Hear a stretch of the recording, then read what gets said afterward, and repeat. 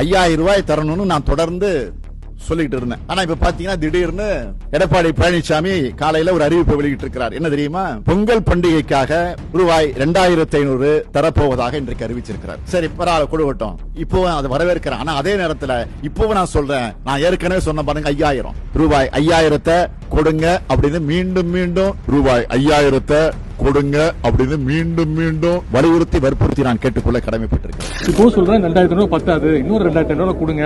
இப்போ சொல்றேன் 2500 பத்தாது, இன்னொரு 2500 கொடுங்க.